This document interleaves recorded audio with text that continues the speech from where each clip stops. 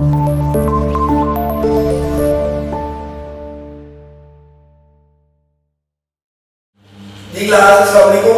name is Balakrishnan and I am your physics teacher.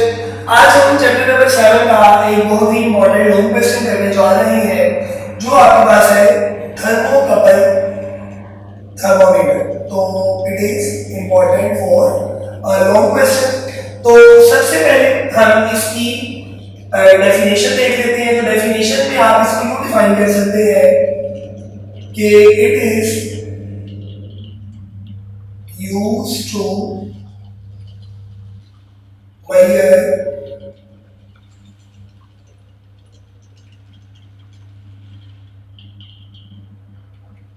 high temperature।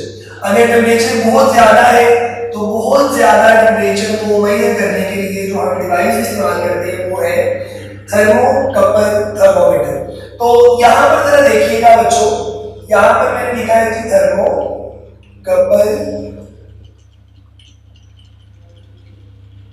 Thermometer. अच्छा, अब इसमें हमारे पास जो थर्म है इसका मतलब आपको बताइए, थर्म का मतलब होता है हीट और कपल का मतलब है जी टू और थर्मोमीटर का मतलब है device to measure temperature.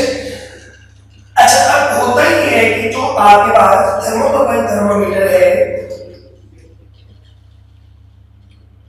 it consists of two wires of different materials। For example आप इन डिफरेंट मटेरियल्स में कर लें, एक आपके पास है कॉपर और दूसरा आपके पास है आयरन। एक आपके पास वायर जो है वो हमने कॉपर की यूज की है और दूसरे वाली जो है वो आपके पास आयरन की है। अब हम क्या करते हैं, the end points of these wires are joined। आप उन्हें जोड़ देते हैं to form a, और जब जोड़ देंगे तो वो आपके पास क्या बन जाएगा, उसे हम कहते हैं जंक्शन। तो ये आपके पास आपका सेकंड पॉइंट हो गया, ये आपके पास इस कंस्ट्रक्शन में हमारे पास फर्स्ट पॉइंट हो गया है। तो अगेन देखें, it consist of to wires of different materials और उन डिफरेंट मटेरियल्स में कॉपर एक आयरन, इनके एंड पॉइंट्स जो है वो उनको हमने क्या कर देना, ज्वाइन, और ज्वाइन करने पर वो आपके पास क्या बन जाएगा, एक जंक्शन बन जाएगा। अब होता ये है कि दोनों वायर्स की रेजिस्टेंस, यहां पर लेट्स से मैंने आपको बताया जी ये आप कह लें आयरन है और ये आपके पास कॉपर। तो both wire has different resistance. तो जब दोनों की रेजिस्टेंस चेंज है, रेजिस्टेंस का मतलब अभी क्योंकि 9 में आपको आइडिया नहीं है, रेजिस्टेंस को हम कहते हैं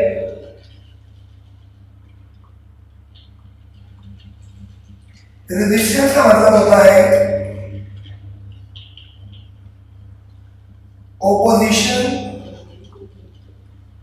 to the flow of current. Current के रास्ते में जो रुकावट होती है उसे हम क्या बोलते हैं, करंट के रास्ते में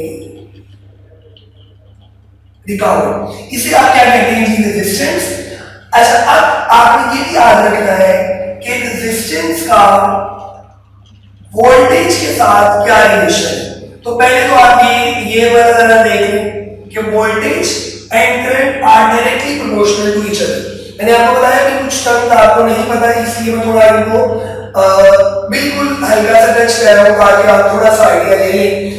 voltage and current are directly proportional means voltage का दूसरा नाम पोटेंशियल डिफरेंस भी होता है।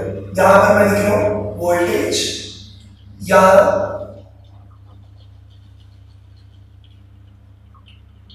बाकी जब आप बड़ी क्लासेस में आएंगे इंशाल्लाह तो वहां पर आपको इन टर्म्स का मजीद मतलब जो क्लियर हो जाएगा। लेकिन अभी लेवल की कोडिंग हम ज्यादा डिटेल में नहीं जा रहे। तो पोटेंशियल डिफरेंस जितना ज्यादा होगा करंट उतना ज्यादा फ्लो करेगा। और पोटेंशियल डिफरेंस क्यों है? Due to the change in the resistance. इस वायर की रेजिस्टेंस कुछ और है, इस वायर की रेजिस्टेंस कुछ और है, तो होगा क्या कि यहाँ पर एक स्मॉल करंट फ्लो करेगा और वो हमें कैसे पता चलेगा? इस वोल्ट मीटर से। ये जो डिवाइस हमने लगाई हुई है, this is called voltmeter and it is used to measure potential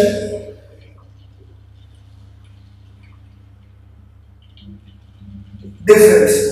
तो ऑब्वियसली अगर पोटेंशियल डिफरेंस ज्यादा है, तो मैंने आपको बताया करंट भी ज्यादा है, पोटेंशियल डिफरेंस कम है तो करंट भी इसमें कम होगा। तो अब होगा ये कि एक जंक्शन जो है उसका टेम्परेचर आप लो कर देते हैं और उसे कोल्ड जंक्शन कहा जाता है, और ये टेम्परेचर हम सेट कर लेते हैं कहां पर? 0 डिग्री सेंटीग्रेड पर, और इसी को आप यूज करते हैं एज अ रेफरेंस। और यहां पर आपके पास क्या है? Cold junction. तो जहां पर भी थोड़ा सा टेम्परेचर चेंज होगा, एक करंट फ्लो करेगा, और वो करंट डिपेंड कर रहा होगा टेम्परेचर के ऊपर। तो ये सारी बातें इसी तरह हमारी बुक में जो है वो लिखी हुई है। तो सबसे पहले हमारे पास डेफिनेशन है, फिर हमारे पास कंस्ट्रक्शन है, फिर इसकी वर्किंग है। तो मैंने आपको बता दिया कि वोल्टेज और करंट जो है ये डायरेक्टली प्रोपोर्शनल है। इसी तरह जितना ज्यादा पोटेंशियल डिफरेंस होगा उतना ज्यादा करंट जो है वो फ्लो करेगा। एक एंड को हम फिक्स कर लेंगे 0 डिग्री सेंटीग्रेड पर, और दूसरा एंड जो जंक्शन है वो वहां पर आपने टेम्परेचर को बेसिकली मेजर करना है, और वो वोल्ट मीटर कैलिब्रेटेड होगा जिसके थ्रू आप करंट को मेजर करके या वोल्टेज को मेजर करके टेम्परेचर का आइडिया लगाएंगे। टेम्परेचर कितना है, इसलिए हमने यहाँ पर लिखा है कि it is used to measure high temperature. तो लास्ट पैराग्राफ जो है बुक पर वो आपके पास इसके क्या है? यूजेस। तो हेडिंग देख लें, हेडिंग आपने किस तरह से कंप्लीट करनी है? पहले नंबर पर डेफिनेशन, कंस्ट्रक्शन,